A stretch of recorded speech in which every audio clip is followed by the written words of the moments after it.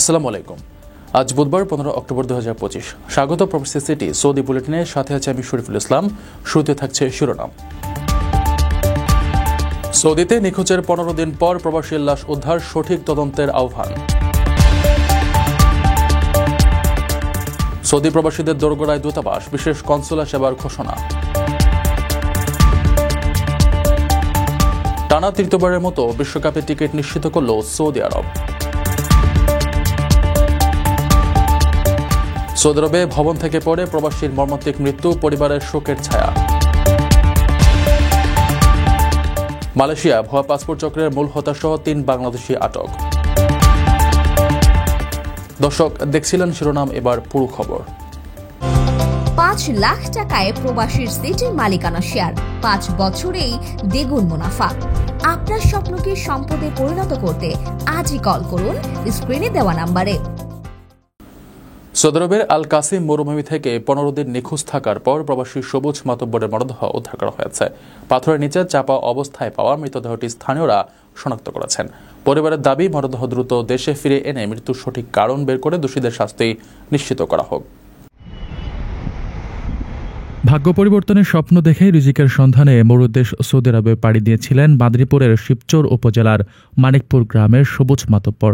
পরিবারের মুখে হাসি ফোটাতে নিজের ভবিষ্যৎ গড়তে তিনি প্রবাসী জীবন শুরু করেছিলেন, কিন্তু সে জীবন শেষ হল এক মর্মান্তিক ঘটনার মধ্য দিয়ে। নিখোঁজ থাকার 15 দিন পর আল কাসিমের মরুভূমি নির্জন এলাকায় পাথরের নিচে চাপা অবস্থায় তার মরদেহ উদ্ধার করেছে সৌদি পুলিশ। ব্যবহৃত পোশাক দেখে প্রবাসে থাকা পরিচিতরা মরদেহটি শনাক্ত করেন। সবুজ সেখানে একটি কনস্ট্রাকশনের কোম্পানিতে কাজ করছিলেন। পরিবার জানায়, গত 29 সেপ্টেম্বর বাবার সঙ্গে শেষ ফোনে কথা হয়েছিল সবুজের। পরে আর যোগাযোগ করা সম্ভব হয়নি।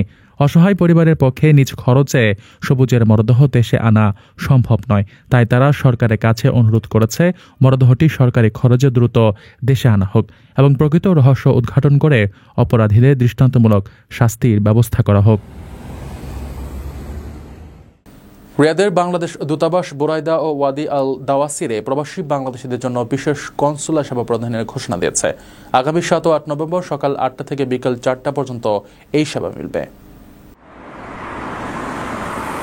সৌদি আরবের বুরাইদা এবং ওয়াহিদ আল দাওয়াসির ও এর পার্শ্ববর্তী শহরগুলোতে বসবাসরত প্রবাসী বাংলাদেশিদের জন্য বিশেষ কনসুলার সেবা প্রদান ঘোষণা দিয়েছে রিয়াদের বাংলাদেশ দূতাবাস। দূতাবাসের 2টি পৃথক কনসুলার টিম আগামী 7 ও 8 নভেম্বর সকাল 8টা থেকে বিকাল 4টা পর্যন্ত এই সেবা প্রদান করবে।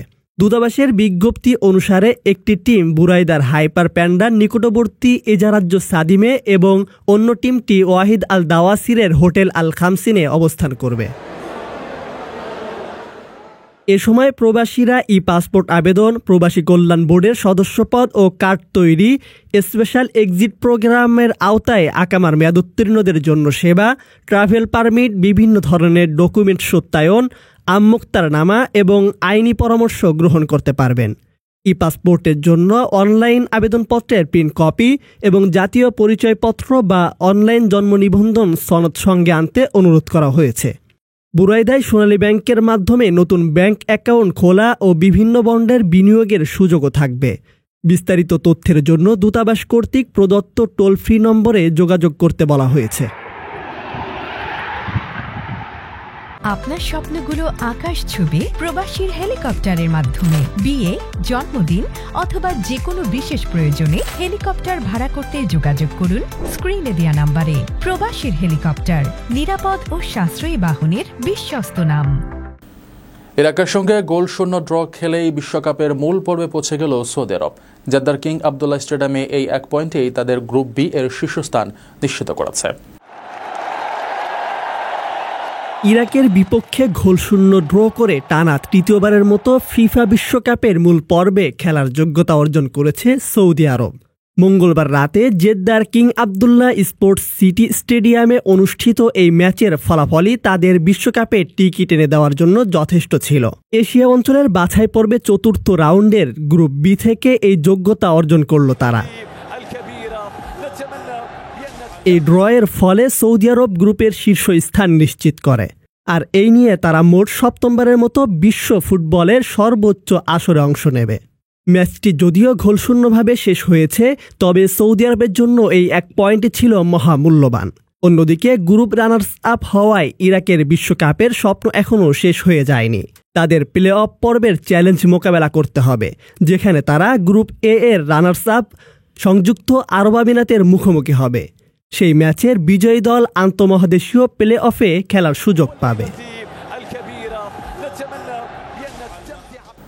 পরিবারের মুখে হাসি ফোটানোর স্বপ্ন নিয়ে সৌদি আরবে গিয়েছিলেন প্রবাসী তারাপদ সরকার, কিন্তু সেই স্বপ্ন শেষ হলো এক করুণ ঘটনায়।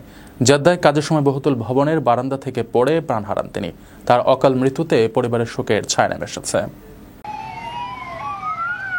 পরিবারের মুখে হাসি ফোটাতে প্রতিদিন জীবনের ঝুঁকি নিয়ে কাজ করেন প্রবাসীরা, কিন্তু সেই সংগ্রামের মাঝে কখনো কখনো নেমে আসে গভীর শোক। এমনই এক মর্মান্তিক ঘটনায় প্রাণ হারালেন টাঙ্গাইলের প্রবাসী তারাপদ সরকার। সৌদি আরবের জেদ্দা শহরে কাজ করার সময় বহুতল ভবনের বারান্দা থেকে পড়ে সোমবার স্থানীয় সময় বিকেল 4টার দিকে মারা যান তিনি। নিহত তারাপদ টাঙ্গাইলের মির্জাপুর উপজেলার বুহুরিয়া ইউনিয়নের আনাইলবাড়ি গ্রামের সন্তোষ মণ্ডলের ছেলে। মৃত্যুর বিষয়টি নিশ্চিত করেছেন স্থানীয় বিএনপি নেতা শফিকুল ইসলাম ডিগ্রি। পরিবার সূত্রে জানা যায়, থাই গ্লাসের কাজ করতে গিয়ে হঠাৎ নিচে পড়ে যান তারাপদ। দ্রুত হাসপাতালে নেওয়া হলেও চিকিৎসক তাকে মৃত ঘোষণা করেন। 4 বছর ধরে তিনি ওই কোম্পানিতে কর্মরত ছিলেন। মাত্র 2 মাস আগে দেশে এসে স্বজনদের সঙ্গে সময় কাটিয়ে গত 22 সেপ্টেম্বর ফের কাজে যোগ দিয়েছিলেন তিনি। তারাপদের অকাল মৃত্যুর খবরে জেদ্দা ও নিজ গ্রামে শোকের ছায়া নেমে এসেছে। মরদেহ বর্তমানে জেদ্দার একটি হাসপাতালের হিমঘরে সংরক্ষিত রাখা হয়েছে। 5 লাখ টাকায় প্রবাসীর সিটির মালিকানা শেয়ার, 5 বছরেই দ্বিগুণ মুনাফা। আপনার স্বপ্নকে সম্পদে পরিণত করতে আজই কল করুন স্ক্রিনে দেওয়া নম্বরে। ভুয়া পাসপোর্ট তৈরির সঙ্গে জড়িত 3 বাংলাদেশিকে গ্রেফতার করেছে মালয়েশিয়া ইমিগ্রেশন বিভাগ। জালান জালাওয়াত এলাকায় বিশেষ অভিযান চালিয়ে তাদের আটক করা হয়। দীর্ঘদিন ধরে চক্রটি ভুয়া পাসপোর্ট তৈরি করে বিদেশি শ্রমিকদের কাছ থেকে মোটা অঙ্কের অর্থ হাতে নিচ্ছিল বলে জানিয়েছে কর্তৃপক্ষ। নথি জালিয়াতির সঙ্গে জড়িত একটি আন্তর্জাতিক চক্রের মূল হোতাসহ 3 বাংলাদেশিকে গ্রেফতার করেছে মালয়েশিয়ার ইমিগ্রেশন বিভাগ। চক্রটি বিদেশি কর্মীদের জন্য ভুয়া পাসপোর্ট তৈরি করত এবং প্রতিটি নথির জন্য 200 থেকে 350 রিঙ্গিত নিত। তদন্তে জানা গেছে, তারা নিজেদের ছবি ব্যবহার করে গ্রাহকদের ব্যক্তিগত তথ্য যুক্ত করত। অভিযানে 21টি বাংলাদেশি পাসপোর্ট, একটি মিয়ানমারের ভুয়া পাসপোর্ট, মোবাইল ফোন, কম্পিউটার এবং একটি ছুরি জব্দ করা হয়েছে। মালয়েশিয়ার পুত্রজা ইমিগ্রেশন সদর দপ্তরের গোয়েন্দা ও বিশেষ অভিযান শাখা রাজধানীর জালান তেলাওয়াত এলাকায় অভিযান পরিচালনা করে চক্রটিকে ধরে। ইমিগ্রেশন বিভাগের মহাপরিচালক দাতুক জাকারিয়া শাবান জানান, গ্রেফতারকৃতদের বয়স 35 থেকে 31 বছরের মধ্যে এবং নাইম নামের একজন চক্রটির মূল হোতা। 3 জনের মধ্যে 2 জনের কাছে নির্মাণ ও কৃষি খাতের অস্থায়ী কর্ম অনুমতি ছিল, আরেকজনের কাছে শিক্ষার্থী ভিসা। চক্রটির মূল কাজ ছিল বিদেশি শ্রমিকদের স্বাস্থ্য পরীক্ষা সংস্থার জন্য ভুয়া নথি ও পাসপোর্ট তৈরি করা। বর্তমানে 3 জনের বিরুদ্ধে অভিবাসন আইন অনুযায়ী প্রক্রিয়া চলছে। এ ধরনের অভিযান মালয়েশিয়ায় ভুয়া নথি ও পাসপোর্টের অবৈধ ব্যবহার প্রতিরোধে গুরুত্বপূর্ণ ভূমিকা পালন করে। দর্শক দেখছিলেন প্রবাসী সিটি সৌদি বুলেটিন। শেষ করার আগে শিরোনামগুলো জানিয়ে দিচ্ছি আরও একবার। সৌদিতে নিখোঁজের 15 দিন পর প্রবাসীর লাশ উদ্ধার, সঠিক তদন্তের আহ্বান। সৌদি প্রবাসীদের দোরগোড়ায় দূতাবাস, বিশেষ কনসুলার সেবার ঘোষণা। টানা 3য়বারের মতো বিশ্বকাপে টিকিট নিশ্চিত করল সৌদি আরব। সৌদি আরবে ভবন থেকে পড়ে প্রবাসীর মর্মান্তিক মৃত্যু, পরিবারের শোকের ছায়া। মালয়েশিয়া ভুয়া পাসপোর্ট চক্রের মূল হোতাসহ 3 বাংলাদেশি আটক। এ ছিল সৌদি বুলেটিনের আজকের আয়োজনে। প্রবাসের সর্বশেষ সংবাদ পেতে ভিজিট করুন probastime.net। সাবস্ক্রাইব করুন আমাদের ইউটিউব চ্যানেল, চোখ রাখুন ফেসবুক পেজে। পরবর্তী বুলেটিন দেখার আমন্ত্রণ জানিয়ে আজকের মতো বিদায় নিচ্ছে আমি শরীফুল ইসলাম। সেই পর্যন্ত সবাই ভালো থাকবেন, নিরাপদে থাকবেন। আল্লাহ হাফেজ।